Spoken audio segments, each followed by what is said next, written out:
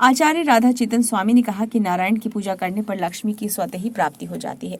आचार्य Shri Madhavpuram sector 1 स्थित Radha Govind park में दूर दूर से बड़ी संख्या में आए श्रद्धालुओं को श्रीमद् भागवत कथा का अमृतपान करवा रहे थे। उन्होंने राक्षस राज बलि की दानशीलता के प्रसंग का वर्णन करते हुए कहा कि राक्षस राज बलि ने अपने गुरु शुक्राचार्य के समझाने के बावजूद ब्राह्मण यानी कि वामन अवतार के रूप में आए नारायण को 3 पग भूमि के रूप में अपनी सारा राज्य दान कर दिया। इसके बाद जब वामन अवतार ने राजा बलि से दक्षिणा मांगी तो उन्होंने उनके सामने अपना सिर रख दिया। कथा व्यास ने बताया कि राजा बलि की दानशीलता से नारायण इतना प्रसन्न हुए कि उन्होंने राजा बलि से वर मांगने को कहा। इस पर राजा बलि ने कहा कि उन्हें नारायण के भजन के सिवा अब कुछ नहीं चाहिए। नारायण उनकी भक्ति से प्रसन्न होकर उन्हीं के होकर रह गए। जब नारायण लक्ष्मी जी के पास काफी समय तक नहीं पहुंचे तो उन्हें चिंता हुई और उन्होंने नारद से कहा कि नारायण को अपने धाम पर कैसे लाएं।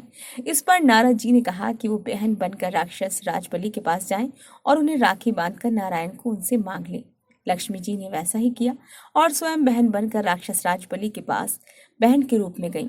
आचार्य राधा चेतन स्वामी ने कहा कि ये कथा हमें सिखाती है कि यदि लक्ष्मी को पाना है तो नारायण को भेजो, उनकी पूजा अर्चना करो, उनका ध्यान करो।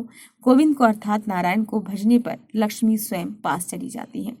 इसके विपरीत तो लोग केवल लक्ष्मी जी की पूजा करते हैं और नारायण से दूर रहते हैं। लक्ष्मी जी उसके पास से खुद दूर चली जाती हैं।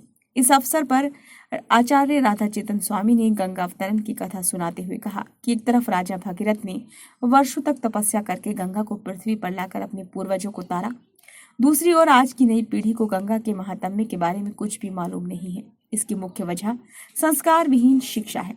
नई पीढ़ी शिक्षित तो हो रही है लेकिन वो संस्कार विहीन होती जा रही है।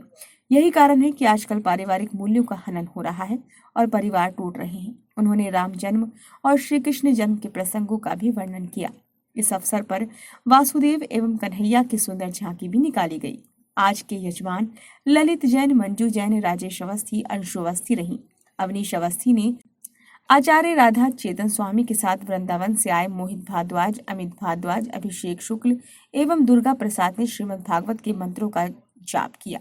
इस अवसर पर शिव कुमार रोहेला, रोहताश गिरी, संजय गुप्ता, अतुल शर्मा, डीडी माहेश्वरी, लक्ष्य मधुर अग्रवाल, अशोक रोहेला, अमन महंत तिवारी, संयुक्त व्यापार संघ के अध्यक्ष नवीन चंद गुप्ता, तरुण सेठ, दीपक, आयुष, विवेक समेत बड़ी संख्या में श्रद्धालु महिलाएं उपस्थित थीं।